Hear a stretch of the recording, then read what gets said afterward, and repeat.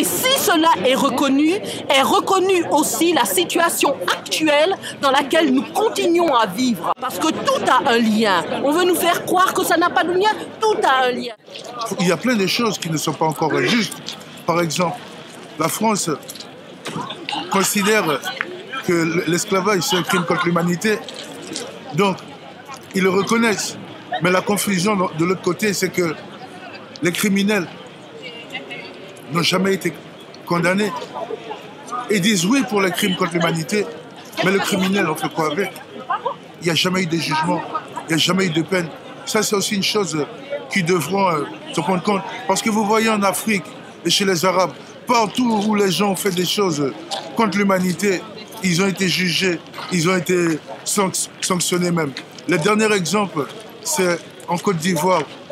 Gbagbo, il est dans la prison en Europe chez les Blancs. Et pourquoi? Parce qu'ils ont dit qu'il a fait des trucs à son peuple. Mais il y en a aussi d'autres qui font des choses, surtout les colonialistes. Et ils sont comme s'ils sont intouchables. Cela aussi, il faut que dans notre conscience, on sache qu'ils ne sont pas innocents non plus. Aujourd'hui, au XXIe siècle, il y a encore des préjugés, de la discrimination, de l'indifférence sur certaines populations et du non-visible. Donc je pense que c'est important d'être là. Que ce ne soit que le début d'une belle aventure et que de la prise de conscience surtout. Et que ce ne soit pas juste un jour en one shot, mais que bien au contraire, les gens prennent conscience qu'on peut y arriver, qu'on est tous ensemble, main dans la main, donc c'est possible. C'est un combat qui a commencé il y a très longtemps. Moi j'avais 13-14 ans. J'en ai quelques années de plus maintenant. Je vois que les choses s'intensifient. Je vois qu'il y a énormément... La jeunesse est en train de prendre les choses en main, ce qui est vraiment important. Donc la transmission se fait.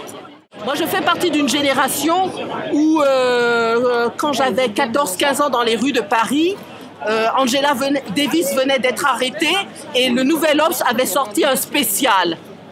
Et dans ce spécial, il y avait sur 100 pages résumé l'histoire de nos peuples d'Afrique et des afro-descendants. Je découvrais l'esclavage et je rentre à la maison, je demande à ma mère qu'est-ce que c'est cette histoire.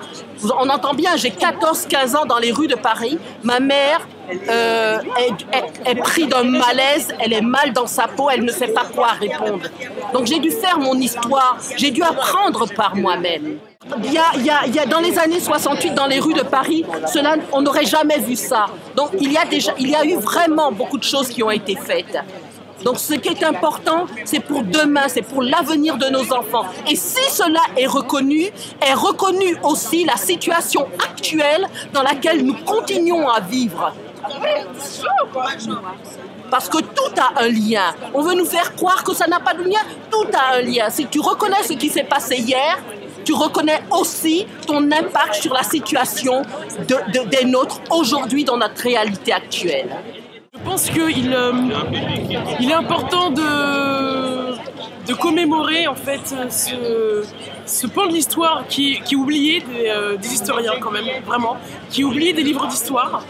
Je pense que tout seul on va plus vite, mais à plusieurs on va plus loin. Et voilà pourquoi je suis là, parce que je pense que c'est important, pas seulement pour moi-même, mais aussi pour les générations futures, qu'il y ait une prise de conscience en fait. Prise de conscience que, effectivement, comme il disait Aimé Césaire, le retour au pays natal, il est important de savoir d'où on vient pour savoir où on va. Mais aujourd'hui, on n'en est plus là. En fait. On en est au fait qu'il faut avancer, il faut que les choses vraiment changent.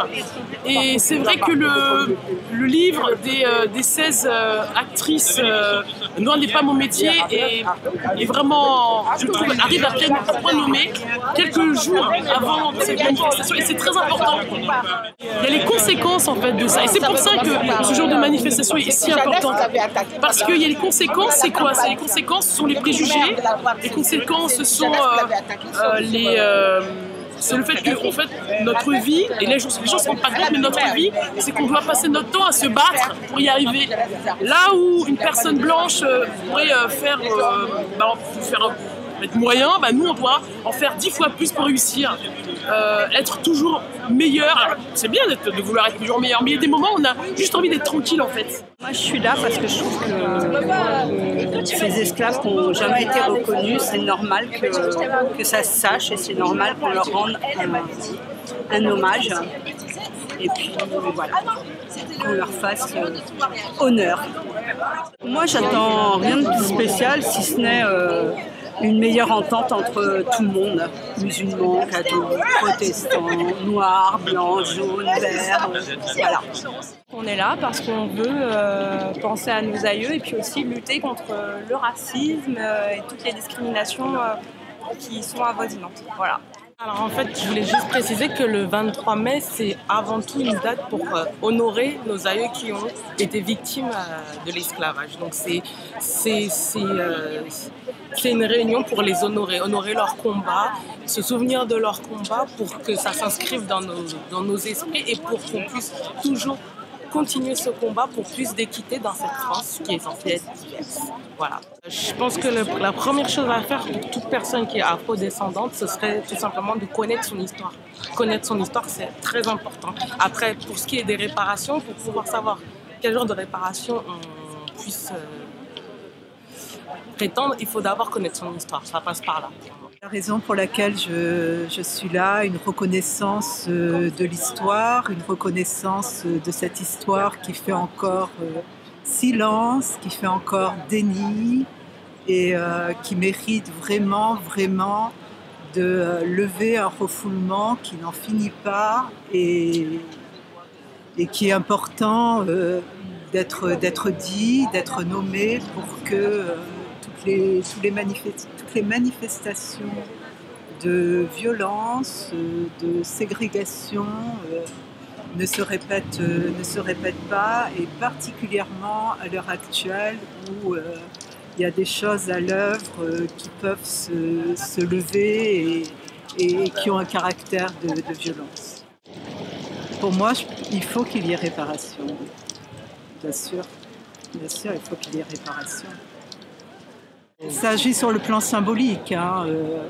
La réparation, et je pense qu'au-delà de la réparation, il faut qu'il y ait des paroles qui puissent être là, des choses qui puissent se nommer, et qu'il y ait une connaissance de cette histoire qui puisse être présente, être là pour tout le monde, blanc comme noir, et que cette histoire puisse se parler un peu tranquillement, sans susciter les manifestations de rejet et de violence qu'elle suscite.